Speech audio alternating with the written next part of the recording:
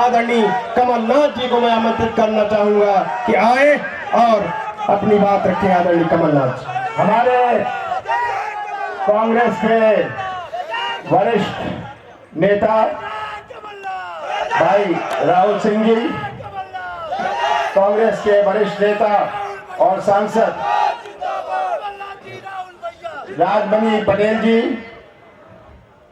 पूर्व हमारे विधानसभा के उपाध्यक्ष राजेंद्र सिंह जी, कमलेश्वर पटेल जी, लखन भाई, अजय टंडन जी, दिलीप मिश्रा जी, राजेंद्र तिवारी जी, नीलाक्षु जी, सिद्धार्थ कुशवाहा जी, हमारे शहीद भाई यादवेंद्र सिंह जी, एनएसवाई के अति उत्साहित नौजवानों, यूथ कांग्रेस के अति ऐतिहासिक अति उत्साहित नौजवानों, और हमारी, पहले मैं कहता था हमारी उम्मीदवार, अब मैं ये नहीं कहता हमारी उम्मीदवार, आपके प्रतिनिधि कल्पना वर्मा जी, आप सबका बहुत बहुत धन्यवाद। आपने मुझे बल और शक्ति दी, केवल मुझे ही बल और शक्ति नहीं दी, आपने जो संदेश हर कांग्रेस के परिवार के सदस्य को दी, आप सबका बहुत बहुत धन्यवाद। पिछले 5 महीने में 4 उपचुनाव हुए हैं। दमोह का हुआ, अजय टंडन जी जीते, हमारा रेगांव का हुआ, हम जीते, और जोबट और पृथ्वीपुर और खंडवा की कहानी कुछ और है। उसका सामना आपको भी करना पड़ा, बीजेपी का सामना नहीं था, उनके पैसे, प्रशासन और पुलिस का सामना करना पड़ा, और जो हरकतें हुई वहां, मैं जानता हूं कि ये चुनाव जीता या लूटा, लूटा है ये चुनाव। हमारे रेगांव में 313 बूथ में से हम लगभग 200 बूथ जीते। आप सबको बहुत बहुत बधाई देना चाहता हूं। ये जीत कल्पना वर्मा की नहीं है, कमलनाथ की नहीं है, ये जीत हर कांग्रेस कार्यकर्ता, हर कांग्रेस के परिवार की है। आपने जो संदेश दिया कि रेगांव विधानसभा के लोग 32 साल जो उन्होंने, जो भारतीय जनता पार्टी का गढ़ माना जाता था, गढ़ तो भारतीय जनता पार्टी भागती थी, पत्रकार मेरे पास आते थे, कहते थे रेगांव तो बीजेपी जीती हुई है, पहले दिन से मुझे कहते थे जीती हुई है।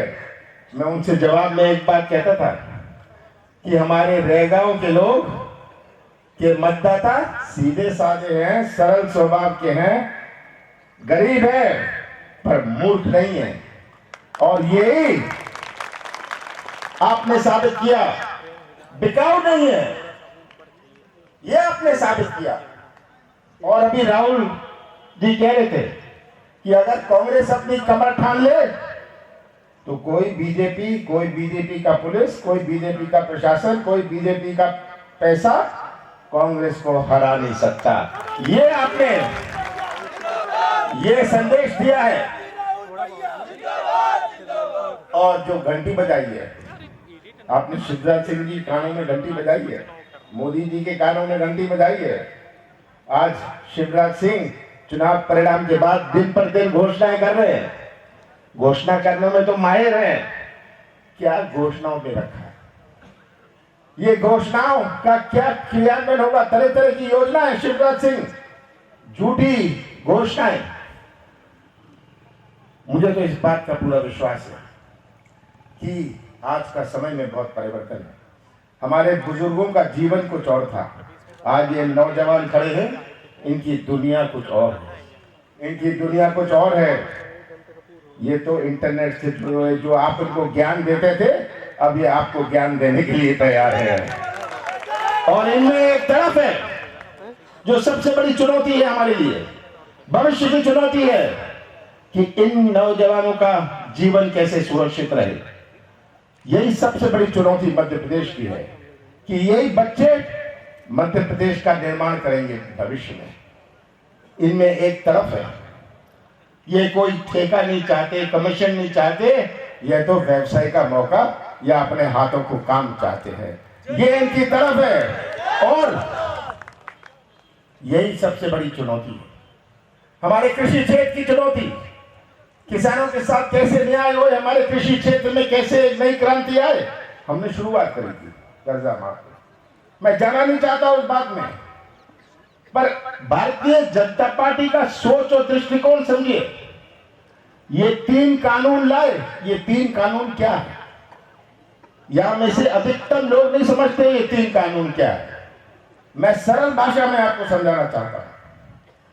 पहला कानून है कि कोई भी उद्योगपति आए, सतना जिले में आए, कहीं भी आए, उसको मंडी का दर्जा मिल जाएगा। अगर उसको मंडी का दर्जा मिल जाएगा तो जो समर्थन मूल्य था, जो किसान स्वप्न देख रहा था कि उसे भी एक दिन समर्थन मूल्य मिलेगा, वो समर्थन मूल्य हमेशा के लिए गया। बड़ा व्यापारी को मंडी का दर्जा मिला और दूसरे व्यापारी अपने आधार कार्ड पर गल्ले का व्यापार कर सकता है। रेगांव में कोई बड़ा व्यापारी आए सतना से और किसानों से गल्ला इकट्ठा कर ले, खरीद ले, किसी दाम पर खरीद ले, तो ये किसान पिट गया, पिस गया।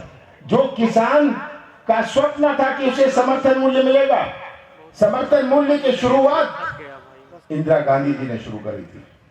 यह सबसे क्रांतिकारी कदम था।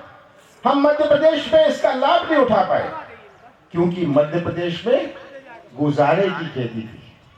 22% किसानों को समर्थन मूल्य मिलता है, केवल 22%, और हरियाणा और पंजाब में 95% को मिलता है क्योंकि हमारे किसान गुजारे की खेती करते हैं। गुजारे की खेती और व्यापार की खेती में अंतर है। यह तो पहला कानून हो गया।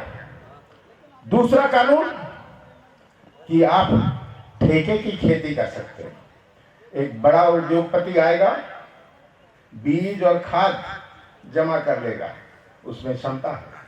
किसान के पास जाएगा, बोनी का समय है, कहेगा खाद है तेरे पास, किसान मना कर देगा। बीज है, बोनी का समय है, किसान कहेगा मैं आपके लिए कर लेता हूं। किसान हमेशा के लिए बंधुआ हो जाएगा, एक बंधुआ किसान बन जाएगा। ये ठेके की किसानी से, ये दूसरा कानून है। आज भी कुछ लोग ठेके की किसानी करते हैं। कॉन्ट्रैक्ट ये कानून में बनाया हुआ है, कानून में लिखा हुआ है, इसमें कोई अपील नहीं है, कोर्ट में नहीं जा सकते, किसान बंधुआ बन जाएगा। तीसरा कानून है जो होर्डिंग का है, एसेंशियल कमोडिटीज एक्ट में अभी एक सीमा है कि आप इतना गल्ला इस लिमिट से बाहर नहीं रख सकते। अब बड़ा व्यापारी आया, उसने गांव में कहा, क्षेत्र में कहा गल्ला मैं जमा कर लेता हूं, कोई स्टॉक लिमिट नहीं है, कोई लिमिट नहीं बची। जब भाव ऊपर गया तो बेच दिया। ये 3 कानून बड़े सरल भाषा में मैंने आपको समझाने की कोशिश करी। यही आपको समझनी है कि हमारे भविष्य में हमारे कृषि क्षेत्र का क्या होगा। हम तो कृषि क्षेत्र में क्रांति लाने की बात करते हैं, हम तो किसानों को न्याय दिलवाने की बात करते हैं, पर इनकी सोच में इतना खोट है। नौजवानों, आपको समझ नहीं है, हमारे बुजुर्गों ने तो जीवन काट लिया, भविष्य आपका है, आपको ये सब पहचानना है। अभी हाल में भोपाल में 12 बच्चों की मौत हो गई। 6 महीने में तीसरी दफे आग लगी अस्पताल। मैं कल गया था, चिल्ला रहे थे माताएं कि मेरा बच्चा पता नहीं, 150 बच्चे थे, 40 बच्चों का पता है, बाकी बच्चे कहां गए। और सरकार कहती है 4 की मौत हुई। मुझे तो अस्पताल में कहा कितनों की मौत हुई।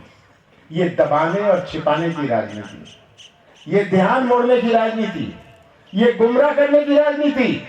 आपको याद रखना है कि मोदी जी ने 2013-14 में क्या कहा था? नौजवानों को रोजगार की बात कही थी, 2 करोड़ नौजवानों को रोजगार 2013-14 में कही थी। 15 लाख की बात कही थी। किसानों को 50% नफा की बात कही थी। 2019 में ये बात नहीं कही। 2019 में राष्ट्रवाद, पाकिस्तान की बात करने लग गए, नौजवान की बात नहीं करी, किसानों की बात नहीं करी।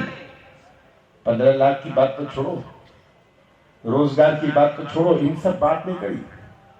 राष्ट्रवाद की बात, कैसे ये ध्यान मोड़ते हैं, कैसे ये धोखा देते हैं, यही आपको बात समझनी है। महंगाई तो आप सब सह रहे हैं, हर वर्ग आज परेशान है।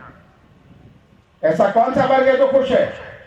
भारतीय जनता पार्टी के नेता और सदस्य खुश हैं। महंगाई होए, खाद की बात होए, किसान के मूल्यों की बात होए, ये आज हमारे सामने चित्र है। मैं तो अंत में आपको यही धन्यवाद देना चाहता हूं कि आप सबने जो एक इतिहास बनाया, 32 साल का इतिहास बनाया, कल्पना जी का साथ दिया, कांग्रेस का साथ दिया, पर सबसे पहले आपने सच्चाई का साथ दिया। मैं आप सबको धन्यवाद देना चाहता हूं और आपसे इतना ही कहूंगा, कमर ढीली मत कर लीजिएगा।